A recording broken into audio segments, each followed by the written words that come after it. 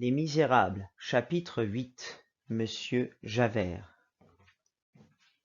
Au commencement de 1821, les journaux annoncèrent la mort de Monsieur Myriel, évêque de Digne, surnommé Monseigneur Bienvenu, et trépassé en odeur de sainteté à l'âge de 82 ans. L'annonce de sa mort fut reproduite par le journal local de Montreuil-sur-Mer. Monsieur Madeleine parut le lendemain tout en noir, avec un crêpe à son chapeau. On remarqua dans la ville ce deuil, et l'on jasa.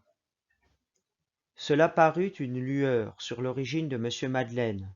On en conclut qu'il avait quelque alliance avec le vénérable évêque. Il drape pour l'évêque de Digne, dirent les salons.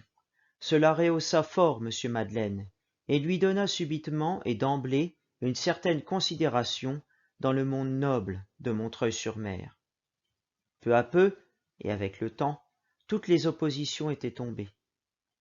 Il y avait eu d'abord contre Monsieur Madeleine, sorte de loi que subissent toujours ceux qui s'élèvent, des noirceurs et des calomnies, puis ce ne fut plus que des méchancetés, puis ce ne fut plus que des malices, puis cela s'évanouit tout à fait.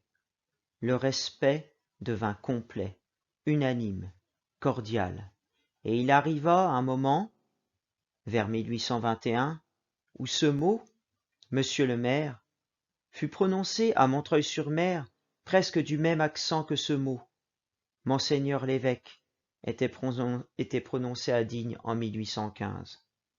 Un seul homme, dans la ville et dans l'arrondissement, se déroba absolument à cette contagion. Souvent, quand M. Madeleine passait dans une rue, calme, affectueux, entouré des bénédictions de tous, il arrivait qu'un homme de haute taille, vêtu d'une redingote gris de fer, armé d'une grosse canne et coiffé d'un chapeau rabattu, se retournait brusquement derrière lui et le suivait des yeux jusqu'à ce qu'il eût disparu, croisant les bras, secouant lentement la tête et haussant sa lèvre supérieure avec sa lèvre inférieure jusqu'à son nez, sorte de grimace significative qui pourrait se traduire par « Mais qu'est-ce que c'est que cet homme-là? Pour sûr, je l'ai vu quelque part. En tout cas, je ne suis toujours pas sa dupe. » Ce personnage, grave, d'une gravité presque menaçante, se nommait Javert, et il était de la police. Il remplissait à Montreuil-sur-Mer les fonctions d'inspecteur. Et il n'avait pas vu les commencements de Madeleine. Quand Javert était arrivé à Montreuil-sur-Mer, la fortune du grand manufacturier était déjà faite, et le père Madeleine était devenu Monsieur Madeleine. Il avait dans sa jeunesse été employé dans les chiourmes du Midi, c'est-à-dire dans les bagnes du Midi. Javert était comme un œil toujours fixé sur Monsieur Madeleine, œil plein de soupçons et de conjectures. Monsieur Madeleine avait fini par s'en apercevoir, mais il sembla que cela fût insignifiant pour lui. Il ne fit pas même question à Javert, il ne le cherchait ni ne l'évitait, il portait, sans paraître y faire attention, ce regard gênant et presque pesant. Il traitait Javert comme tout le monde, avec aisance et bonté. Javert était évidemment quelque peu déconcerté par le complet naturel et la tranquillité de M. Madeleine. Un jour pourtant, son étrange manière d'être parut faire impression sur M. Madeleine. Voici à quelle occasion. Chapitre 9. Le père Fauchelevent. M. Madeleine passait un matin dans une ruelle non pavée de Montreuil-sur-Mer. Il entendit un bruit et vit un groupe à quelque distance. Il y alla. Un vieil homme, nommé le père Fauchelevent, venait de tomber sous sa charrette, dont le cheval s'était abattu. Le cheval avait les deux cuisses cassées et ne pouvait se relever. Le vieillard était engagé entre les roues. La chute avait été tellement malheureuse que toute la voiture pesait sur sa poitrine. Le père Fauchelevent poussait des râles lamentables. On avait essayé de le tirer, mais en vain. Il était impossible de le dégager autrement qu'en soulevant la voiture par-dessous. Javert, qui était survenu au moment de l'accident, avait envoyé chercher un cric. M. Madeleine arriva, on s'écarta avec respect.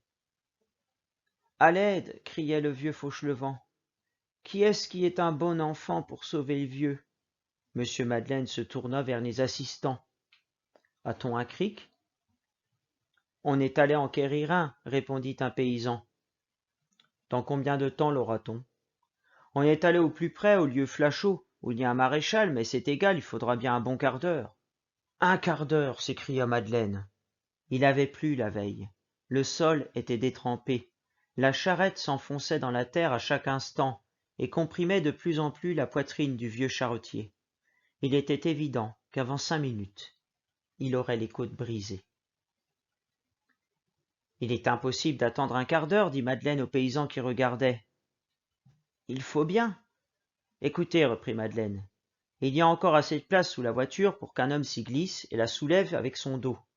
Rien qu'une demi-minute, et l'on tirera le pauvre homme. Y a-t-il quelqu'un qui ait des reins et du cœur? 5 louis d'or à gagner. » Personne ne bougea dans le groupe. « Ce n'est pas la bonne volonté qui leur manque, dit une voix. M. Madeleine se retourna et reconnut Javert. Il ne l'avait pas aperçu en arrivant. Javert continua. « C'est la force.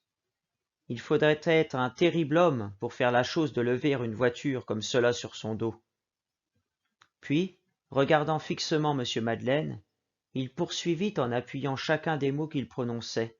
« Monsieur Madeleine, je n'ai jamais connu qu'un seul homme capable de faire ce que vous demandez là. » Madeleine tressaillit.